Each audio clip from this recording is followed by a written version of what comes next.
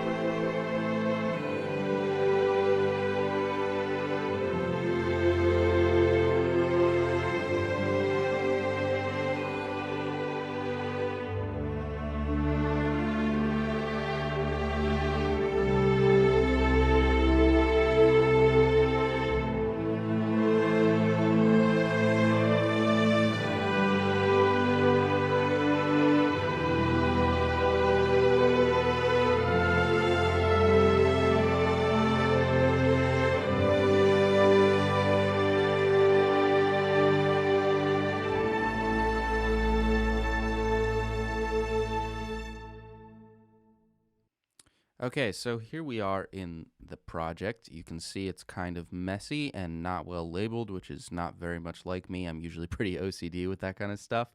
But up top here is the piano. So let's just dive right in. After listening to the piece, now let's listen to the piano sketch.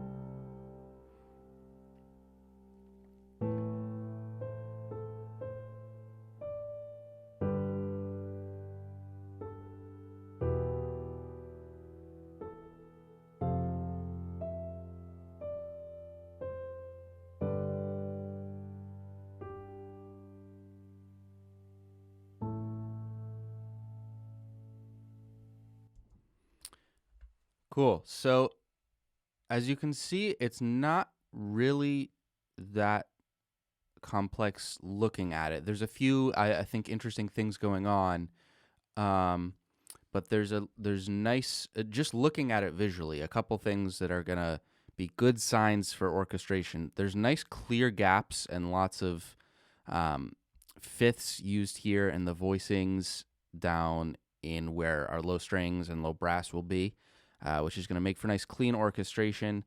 I'm trying to be conscious of, to the best I can, of things like parallel octaves and parallel fifths, meaning I don't want to go from this G to this F with what would be a parallel fifth, would be this G and this D, the spacing there being a fifth apart. Going down to an F and a C would be a parallel fifth. We're moving down. Both of them are moving down, and they're moving down into a fifth. So that would be a parallel fifth.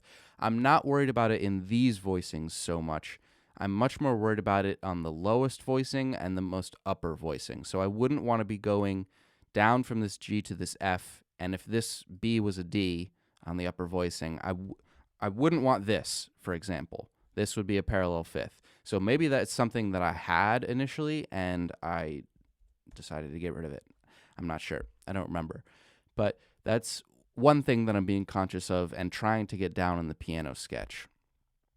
And then the next looking at it is that the voicing of this melody, there's some thirds, there's even a few fourths, which are sort of sometimes frowned upon, but I like the way that this sounds, and much closer voicings up top. So I the next thing to look at when I was going to write this piece was I went and looked at the sheet music for the opening cue, which is about 1:17 or something like that. And the piece is in G minor, I'm tempted to say. I wrote this piece in D, so at least there's somewhat of a change. But his piece starts off with some very simple sort of, let me see if I've got my piano ready to play. What is he doing here? There it is. Figured it out eventually. It's sort of walking up this G minor chord with the fourth there as well. So that's what I'm doing to start the piece. I wanted it to really have the same feel to it. The only difference is that I've repeated my fourth, so, great variation, and we get this.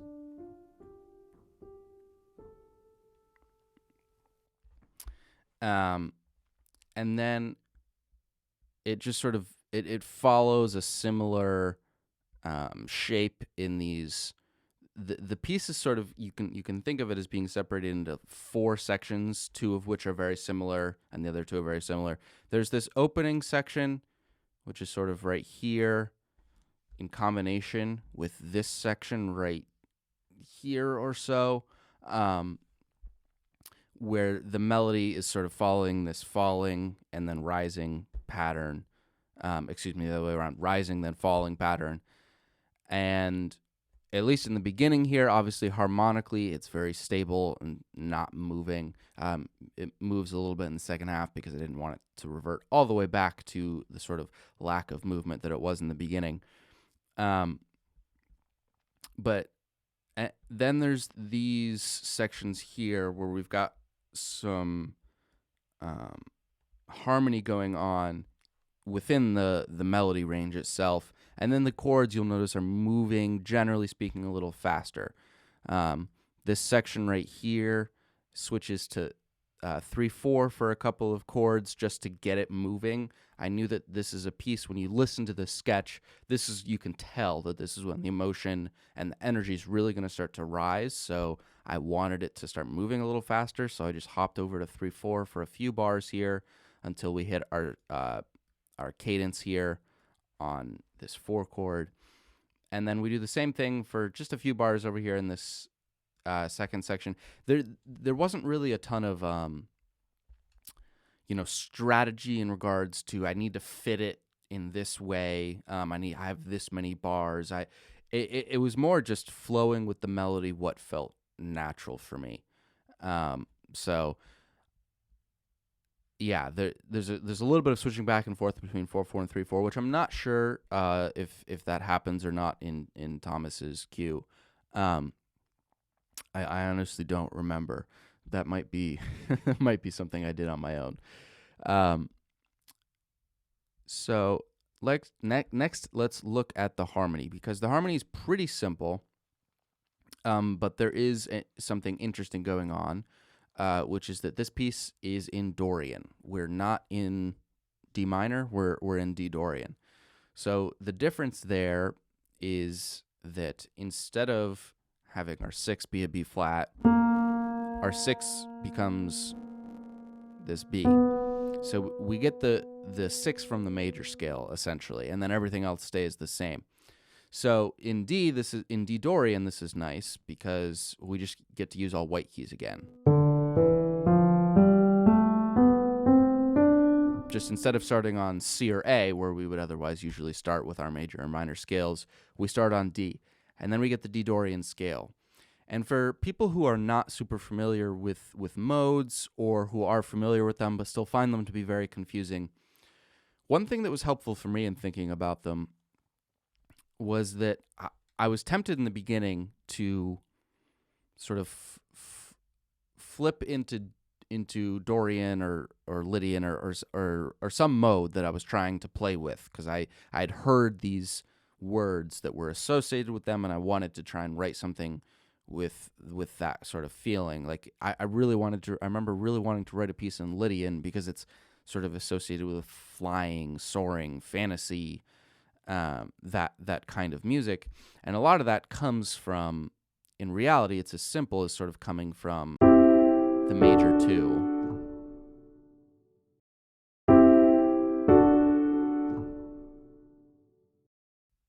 But what I didn't realize was that I was trying to write it that way from the start, and I think a more helpful way of thinking about it is just purely to think about the change that a mode brings you in the quality of your chords, right? So in D Dorian, for example, we've got a minor 1, which does not change. We're looking for chords which otherwise would have had the 6 in it. So that's going to include our 2 chord, which now becomes minor instead of diminished. It's going to include our 4 chord, which becomes major instead of minor. So that's when I really play a lot on here. You'll see anytime there's a G chord, that's unique to the Dorian mode, because that B natural here gives us a major 4. Now, obviously, if we were in D major, we would also have the major 4. But Dorian is very close to minor, so it feels pretty minor. So this major 4, I think, is more properly understood in a Dorian context. Now, the chord that we're going to lose is going to be our major 6. So there's always some sort of downside, if you will, to hopping purely into a mode, which is part of the reason that modal mixture is so awesome and that you can sort of have the best of both worlds. But in this piece, I don't think that there's a single B flat. I think that it's just B naturals. So this really does stick purely to Dorian. Now, the next chord that we get is our 6 becomes diminished.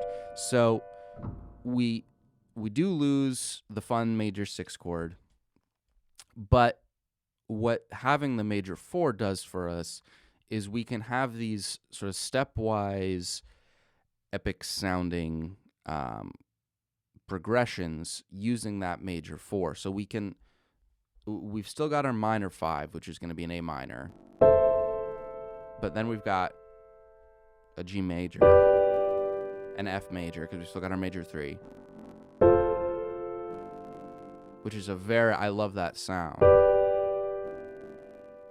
And then you'll notice in the later half of the piece, we go from the 4 major down to the 2 minor, and then climb back up, which is also a really fun.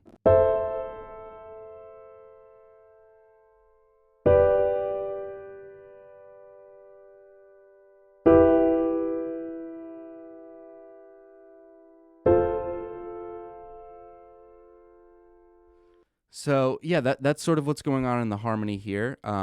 Let me just, for the sake of people who are interested, I'm going to mute what's going on up top and just play the harmony.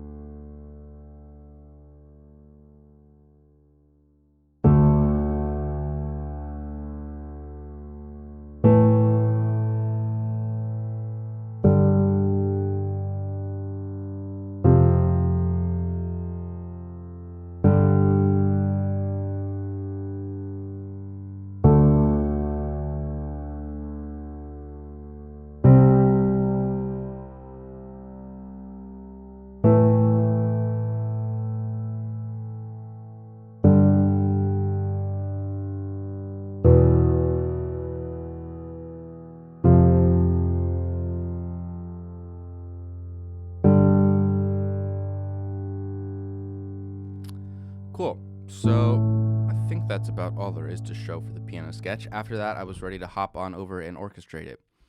And so I wanted this piece to be in chamber strings. I think Thomas makes use of solo strings quite a bit, but I decided to just stick with chamber strings. I love the Spitfire chamber string sound. So then it was just simply a matter of hopping on over and applying the different parts to the different instruments. So I wanted to start the melody on the cello like Thomas did. So as you can see, if I open up the cello here, we've got the melody starting.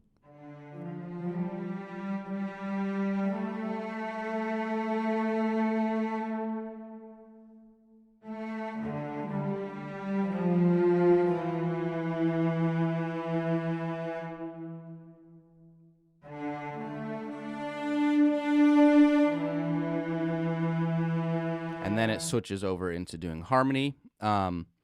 When the melody gets picked up by the upper strings, we bring in the bass. So that's what this darker green MIDI track is. So you can see the bass is coming in, right, doing the fifths underneath, roughly fifths underneath the cello line. The poor violas get the boring part, relatively speaking. Although I did open up. I remember wanting a little bit of movement in the harmony in this later section to really feel like it was there was a next level of progression after this first introduction of this this sort of B part of the piece, I guess you could call it. So the violas come in and they start to basically just play chord tones but moving a little bit. So let me play just the low and mid strings here.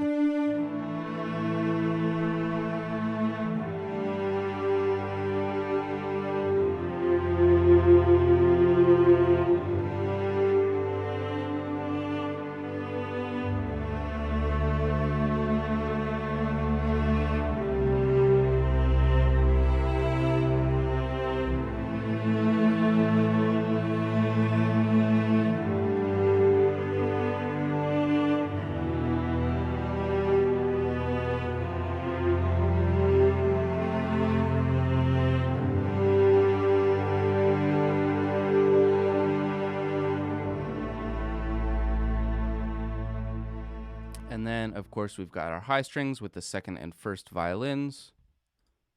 And they are sort of opening on these pedal tones of just holding down our root and our fifth. And then we transition over into the melody.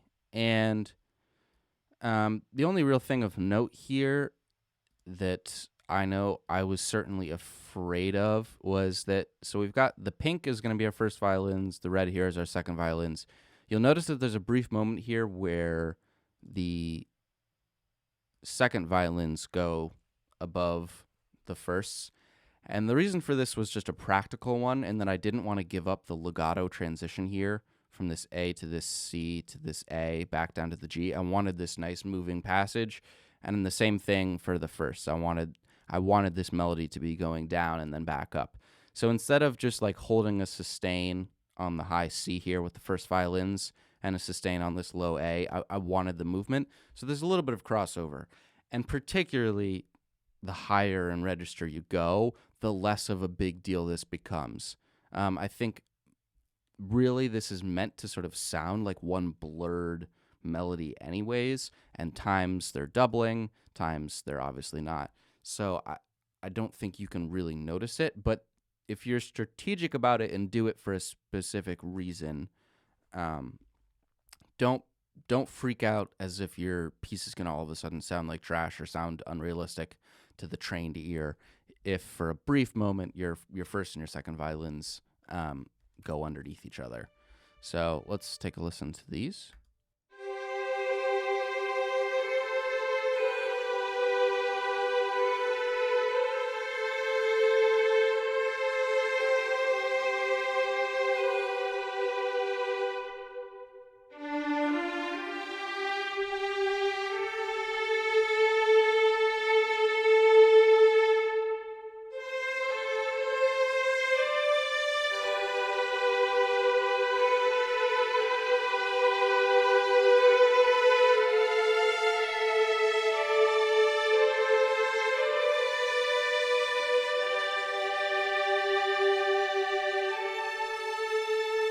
And then you'll notice I ended this piece on, this isn't even a chord. This is just A's stacked on top of each other.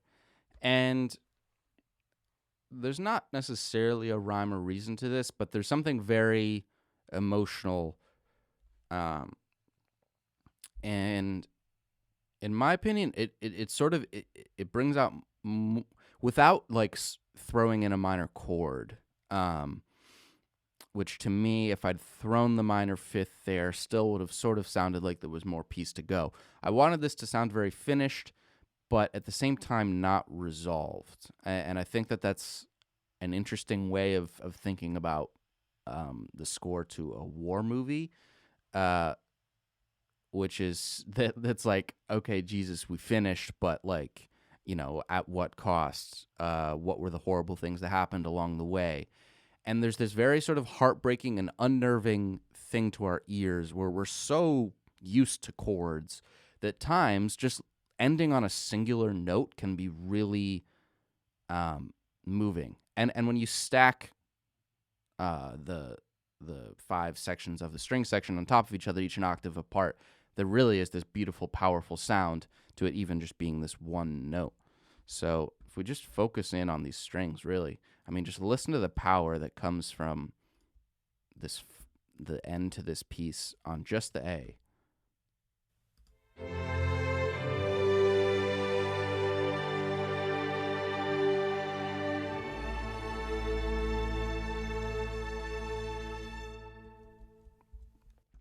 Pretty cool. So then underneath it, we've got just a harp doing very standard harp things of doing these arpeggiated chords.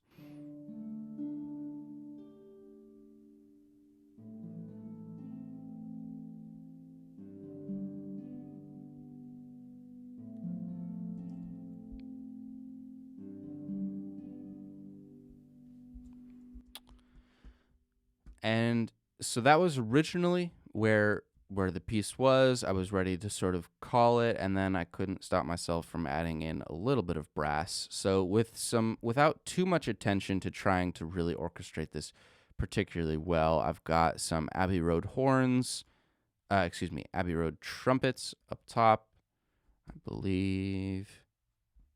Yep. Trumpets, and then horns, and then low brass. And you can see they're sort of staggered, and when they come in, and this was to help give a little bit of growth and movement to the piece.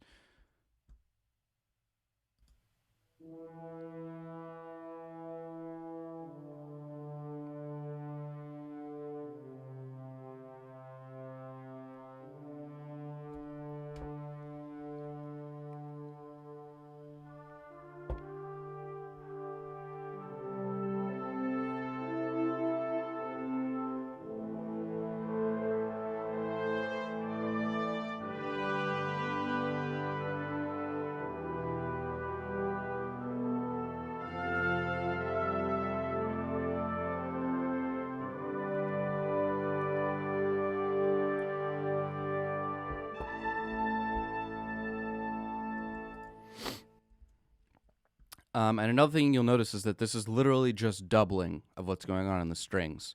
I know when I was beginning to learn orchestration, I had this idea in my mind that if I was going to have brass and strings, or brass and woodwinds, or any combination of different sections of the orchestra, that in some way they needed to be doing different things. And there's a time and a place for that, but there's also a time and a place for, like, if you just want more power and more tension and more emotion out of something you already have, and you don't need something more rhythmically or something more harmonically or anything like that, just simply doubling is going to make a world of difference in making this sound more real, more powerful, more emotional. So don't be afraid, particularly, it's the beauty of working with the orchestra, right? How many different instruments there are, how many different sections there are. Double, double, double. Double away. It's it's like the meme in the EDM world of just layering after layering after layering new synths to your melody or your bass line or whatever the heck. So it's sort of almost funny and comical how simple it is, but just this little layering, this took me all of 2 minutes, um, adds a lot of adds a lot to the piece, and adds a lot of growth. So that's everything that takes place in this short little minute or so piece. I think it sounds pretty good though, and I know there's just some commitment to some orchestration techniques that really work, and the separation of voices, parallel fifths, octaves, that kind of thing. I've got it all feeding into a plate for my reverb, and then on the master, I literally just have a limiter. So let's take one more listen, and then we'll call it there for the video.